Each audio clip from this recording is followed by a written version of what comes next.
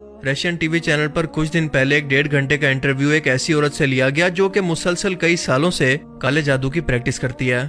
वो अपने इस काम में माहिर है।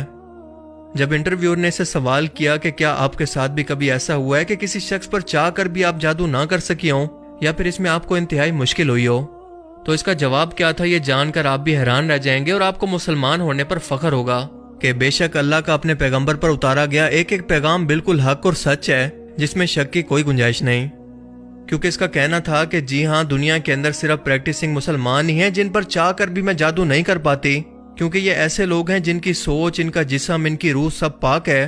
वो 5 वक्त की नमाज पढ़ के अपने रब के साथ हमेशा राब्ते के अंदर रहते हैं। इसीलिए मैं जब भी इन पर जादू करने की कोशिश करती हूँ कि शयातीन के जरिए इनके दिमाग पर कब्जा कर सकूं, तो कोई अनजानी सी ताकत का हल्का या कोई डोम इनके पास हर वक्त मौजूद मुझे ऐसा करने से रोकता है और मेरे लिए इस काम को इंतहाई मुश्किल बना देता है कि एक पाक जिस्म के अंदर मेरे भेजे हुए खबीफ जिन्नात या शयातीन इस जिस्म पर हमला कर सकें। Yes, absolutely. When faced with various religions, it is very difficult to influence Muslims. They are in a constant connection with the egregore. They do namaz every day and read prayers on a daily basis.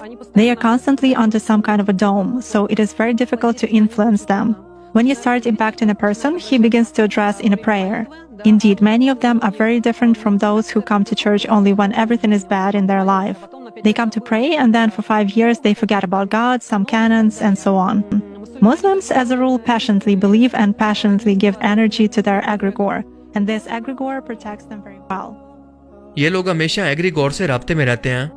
एग्रीगोर ऐसी रूहानी ताकत को कहते हैं जो कि इन्हें हर वक्त देख रही है, इनकी हिफाजत कर रही है, यानी खुदा की जात। इसका मजीद कहना था कि क्योंकि मुसलमान लगातार अपने खुदा से राब्ते में रहते हैं तो मुझे वक्त ही नहीं मिल पाता कि इन्हें किसी गुनाह के अंदर उलझा सकूं।